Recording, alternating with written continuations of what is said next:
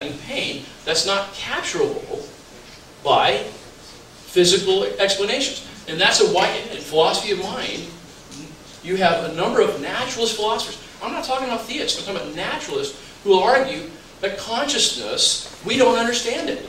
All right. So that's the question. Okay, so let me respond to this. Sure. So there's just as many people who, for example, reject this. So you're appealing to this notion of qualia, right? Sure. And we don't know what it's to be like that. Right, Tom Makel. Right. And so there's just as many people who just reject this notion of qualia. So what do they do with it?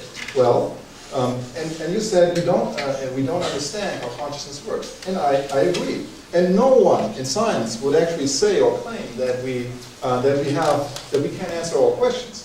Certainly, consciousness is one of the great open questions for science to be answered. On the other hand, neuroscience has advanced a lot, and we know from many experiences that most of what we associate with the brain. The mind is actually a function of the brain, and the brain injuries really leads to loss of certain functions of the mind. And so this type from the mind is a function of the brain is confirmed more and more every day through science. So there's no need to postulate. I think there are a lot of philosophers, and not just theists, but a lot of naturalists who would disagree with you. In fact, John Searle, who is a naturalist philosopher, has said, let me quote to you, if I can find it here. How is it that so many philosophers and cognitive scientists can say so many things that, to me at least, seem obviously false? Now keep in mind, this is John Searle, who's been around at UC Berkeley, well-respected philosopher of mind, and he's a naturalist. He says extreme views in philosophy are almost never unintelligent. There are generally very deep and powerful reasons why they're held. I believe one of the unstated assumptions, now notice it, unstated assumptions, behind the current batch of views, and he's referring to these physicalist attempts to describe the mind, is that they represent the only seemingly or only scientifically acceptable alternatives to the anti-scientism that went with traditional dualism. Acceptance of the current views is motivated not so much by an independent conviction of their truth, evidence, as by a terror of what apparently the only alternatives. Mr. Gurney, that's all the time. Okay. Thank you. Can I respond to this? I'll let him respond. Very quickly. Very quick. So, we can talk all day long about John Searle, right, and his Chinese room experiments. And I can quote you other philosophers who have different views. So I don't think this is advancing the point very much. But isn't the point of debate to actually don't just appeal to the authors, but appeal to the reasons? I mean, I'm all for doing evidence and argumentation. Where's the evidence and argumentation for physical quality? All right, let's move on to questions. Sure. If you have audience questions, you'll be able to keep going on that. Okay. So we have 45 minutes actually for audience questions. We might end a little early. We're running a little bit late, but before we begin, I need to say a few words about that. We do have a full house, and we want to get a lot of questions answered tonight. But we want to keep questions short. Please no reading of statements. Obviously, that's going to disrespect people's time. And please don't disrespect the speakers, or I'll move on to the next question. Speakers, please repeat the question if everybody can't hear it before you move on. And we'll give, if somebody directs a question to one speaker, the other speaker will have a little bit of time to respond as well. And please limit to 1 or 2 minutes maximum. So, in the back of the green. So my question is for Professor Erwig. You say that atheists only believe things with strong evidence. So I wonder what strong evidence you have that God does not exist. Well, the thing is that there's a difference between believing a proposition P and believing the negation of it. Okay? So the point is, if you propose the existence of God, okay, you have the burden of proof. This is a very specific claim you're making. And the thing is, whenever you claim something, in order for that to be meaningful, you have to be specific. If you just say there is something, sure, that could be true. Maybe the probability is 50-50. But if you're saying, well, there is a being and it is all-powerful, and it's benevolent, and all this stuff, right? There's so many things in which this being could be different that you're now in the position that you have so many different possibilities, and the probability for each and every one of those is practically zero. And so I don't really have to have any strong evidence for the absence of this, or for the fact that this proposition is not true. It's by probability it's not true. So you have to present the evidence when you claim the existence of something. There's an asymmetry here in this argument.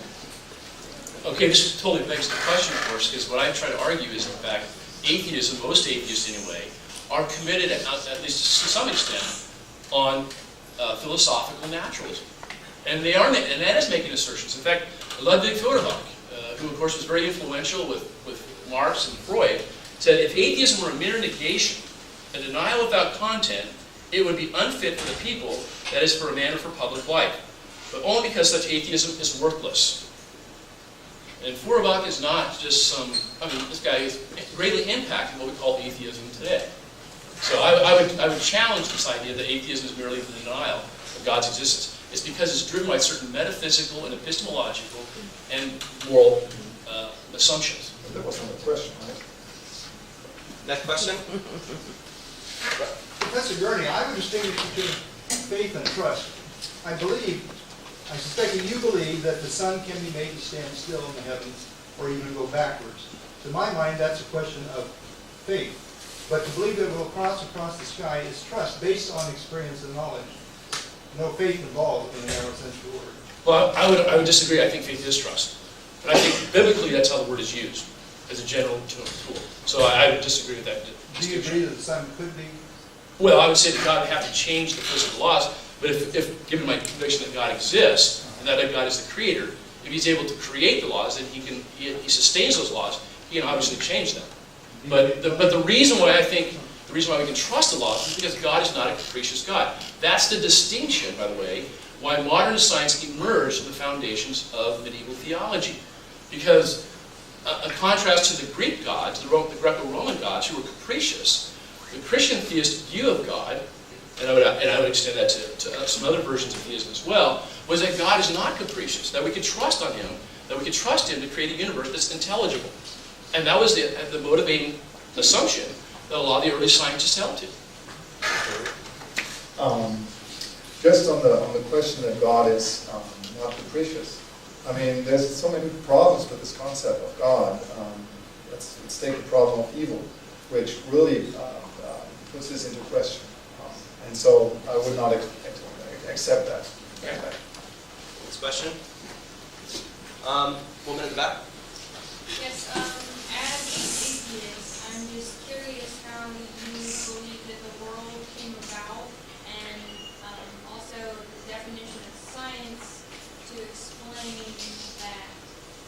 Asking Mr. Gurney. Are you asking me or? Both of you. Okay, so the question again is, how do I believe the universe came into existence? More towards atheism.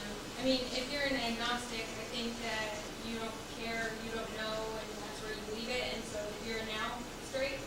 But as an atheist, how do you view the world came about? As an atheist. As an atheist, so So maybe I should, and I forgot to mention this in my presentation. Many people, so the definition of atheist, people have different understanding of what it means. So many people take this strong definition that says an atheist really denies with 100% certainty the existence of God.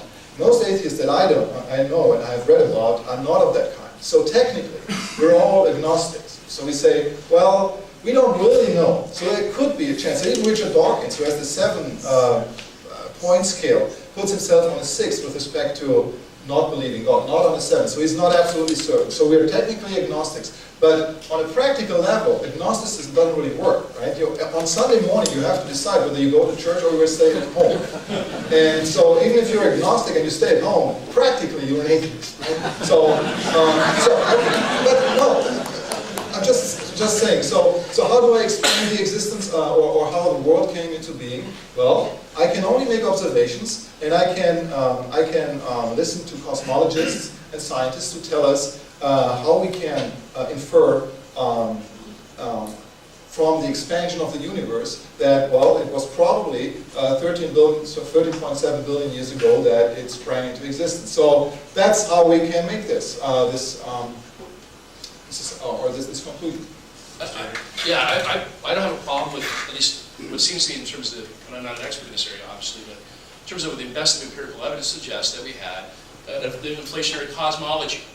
Now, for me, that's very interesting because if, in fact, the universe had a singular cosmological start, that suggests to me, at least a natural implication of that, is the universe is not self-sufficient, has an explanation for itself.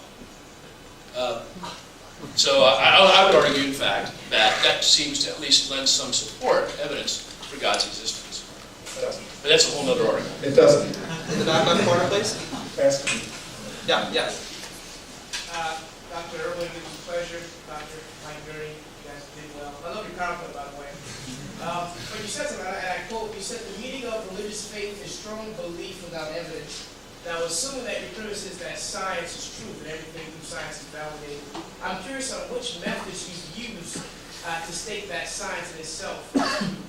Okay, so you're asking why can a scientific method be trusted? So we have to understand that science is not a body of knowledge. When I say science, I really mean the scientific method. And which what I'm trying to say is, how do you affirm that science is true? What evidence do you have to prove that science itself is true?